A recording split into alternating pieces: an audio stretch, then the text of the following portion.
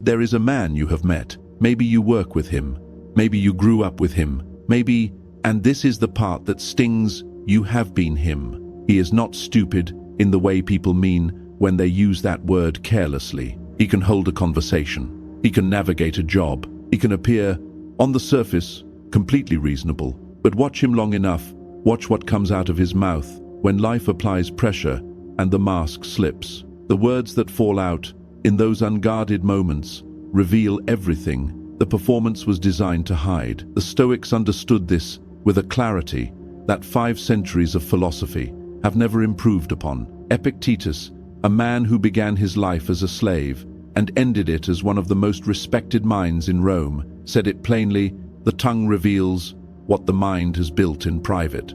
You do not hear a man's true character in his prepared statements or his best moments. You hear it in the small, reflexive things he says when he is threatened, when he fails, when he wants something, or when someone challenges him. These are not random phrases. They are symptoms. Each one points to a specific disease of the mind, a particular failure of thought that, left uncorrected, will quietly destroy every domain of a man's life: his relationships, his reputation, his potential, his peace. What follows are 10 things a foolish man always says. Read them carefully, not as a list of things other people do, but as a diagnostic, because the most dangerous version of this is not the man who says all 10, loudly and obviously. It is the man who says some of them quietly, occasionally, in moments he quickly forgets. Those moments are not forgotten by the people who heard them.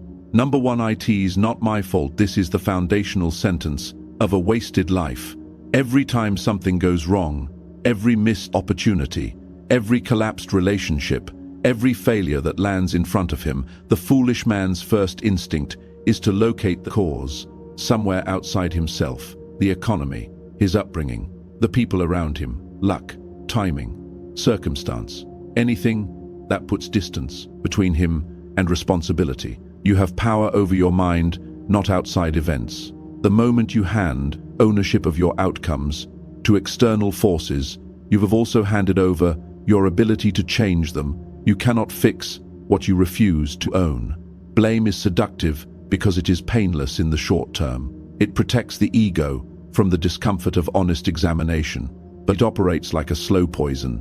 Every time a man says, "It's not my fault," he trains his mind to be a spectator in his own life, watching things happen to him, bewildered by his lack of progress, unable to connect cause to effect because he has made a habit of severing that connection. Ownership is uncomfortable, demanding, and sometimes deeply unfair, but it asks the only question that actually matters: given what happened, what will I do now? That question is where all power lives. Number 2, I already know that the most dangerous thing about ignorance is that it rarely announces itself. It disguises itself as confidence. The foolish man who says, "I already know," has committed the deepest intellectual error available to a human being. He has closed the door to growth while standing outside the room. Epictetus identified this with surgical precision. It is impossible to teach a man what he thinks he already knows. The moment that phrase leaves his mouth, learning ends, not because there is nothing left to learn, but because he has decided there isn't. Watch how this plays out in real life. The man who thinks he already knows how relationships work never examines his patterns. The man who thinks he already knows his industry never anticipates disruption. The man who thinks he already knows himself never discovers how much of his behavior is automated reaction dressed up as choice. The wisest men in history shared one consistent quality. They were permanently, almost aggressively aware of the limits of their own understanding. Socrates built an entire philosophy on a single admission. Genuine wisdom begins with knowing how little you know. That is not modesty. That is the most practical operating principle a mind can adopt. Number 3, that's impossible. What a man calls impossible is almost always a map of his own willingness to suffer discomfort. Seneca wrote it plainly. It is not because things are difficult that we do not dare. It is because we do not dare that they are difficult. A foolish man encounters a challenge and immediately performs a calculation, usually unconscious, about whether the required effort is worth enduring. When the answer is no, he does not say, I am unwilling. He says, it's impossible. The reframing protects him from having to admit the truth. He has already quit. This matters far beyond the individual moments in which it is said. Every time a man declares something impossible, he installs a ceiling above himself that he will spend years walking underneath without questioning. The ceiling is not real, but it functions exactly as if it were. Number 4, I don't care, said in a particular tone, with a particular posture. This phrase sounds like strength. It is almost always its opposite. The Stoics did teach indifference, but with a precision the foolish man never grasps. Epictetus drew a sharp line. Some things are within our control, some are not. The things outside our control, reputation, outcomes, how others perceive us, these deserve genuine indifference. But the foolish man uses I don't care as a blanket defense against everything that demands effort or exposes him to failure. He doesn't care about the quality of his work because caring would require standards he might not meet. He doesn't care about the relationship because caring would require vulnerability he is afraid of. He doesn't care about his health, his growth, his contribution, and he wears this absence of investment as if it were wisdom. It is fear wearing a mask of detachment. The truly indifferent man, in the Stoic sense, is deeply, fiercely engaged with everything within his control, his character, his choices, his integrity, his effort. The fool has this exactly backward. Number 5, what's in it for me? Every conversation reduced transaction. Every relationship assessed for extraction. Every opportunity filtered through a single question. What do I get? Marcus Aurelius returned to this theme repeatedly in his private journals, writings never intended for publication, which makes them more honest than almost any philosophical text ever produced. He wrote, "What is not good for the hive cannot be good for the bee," not as sentiment, as observation. The man who lives purely in extraction mode eventually discovers that he has harvested everything around him and left nothing to sustain himself. The foolish man does not understand that meaning cannot be taken. It can only be generated through contribution. Number 6, I'll do it later. Procrastination is not a scheduling problem. It is a character problem. The foolish man treats time as if he has manufactured an inexhaustible supply of it, somewhere in a warehouse he can access whenever ready. He operates under the assumption that the future version of himself will be more motivated, more disciplined, more capable than the present one. So he outsources every difficult thing to that imaginary future man. Marcus Aurelius wrote it in a single line: you could leave life right now.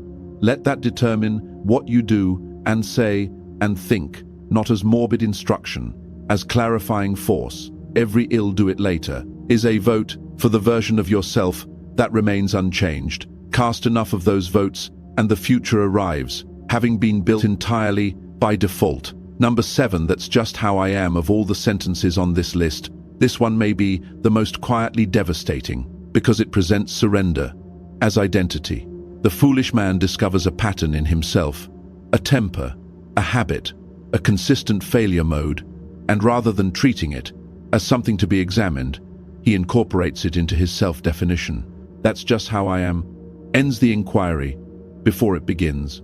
It takes a behavior and promotes it to a permanent feature of the self, beyond examination, beyond change, beyond accountability. Epictetus was born a slave. More reason than most men ever will to say, "This is just how my life is." He said the opposite. Character is not discovered, it is built, and it can always be rebuilt. The man who says, "That's just how I am," has simply decided that the building is finished. It never is. Number 8, nobody helped me. There is a version of self-reliance that is genuinely admirable. The refusal to wait for rescue, the decision to build without permission, the quiet determination to find a way regardless of who shows up. And then there is the foolish man who converts his independence into grievance and wears his lack of support like a trophy that entitles him to bitterness. Nobody helped me is almost never the complete truth, and even when it comes close, it functions as a trap, one that locks the man who says it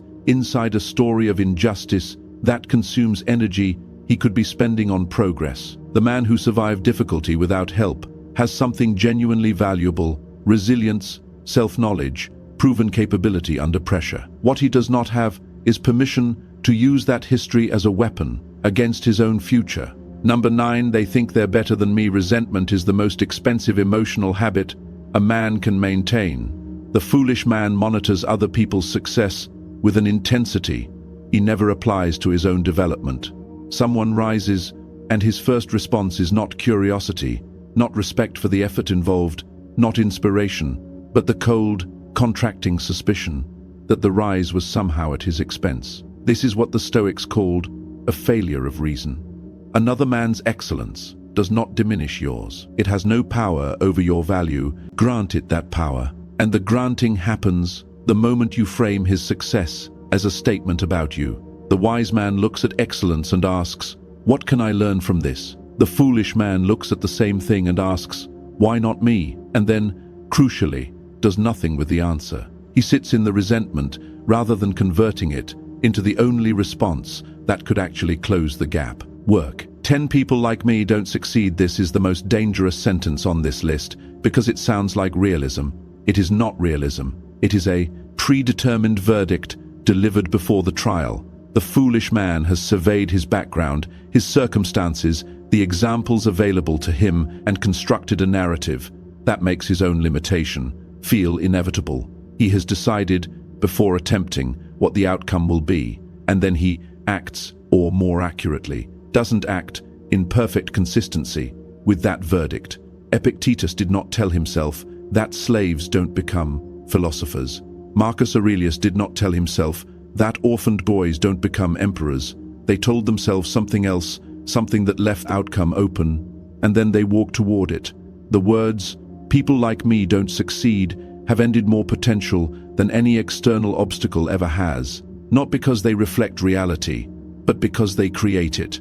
The common thread: look at these 10 phrases, and you will find one thing running underneath all of them: the abdication of authorship. The foolish man does not want to be the author of his life. Authorship is heavy. It means owning the outcomes, sitting with the uncertainty, doing the work without guarantee, and remaining accountable when the results fall short. It is far easier to be a critic of circumstance, of other people, of the limits of what is possible, than to be a builder who takes full responsibility for what gets made. The Stoics did not ask life to be fair. They did not ask for better circumstances or more support or easier obstacles.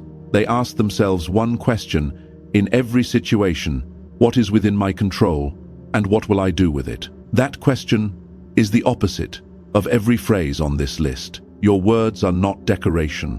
They are architecture. They build in real time the mental structure you will live inside. Change the words and you begin to change the structure.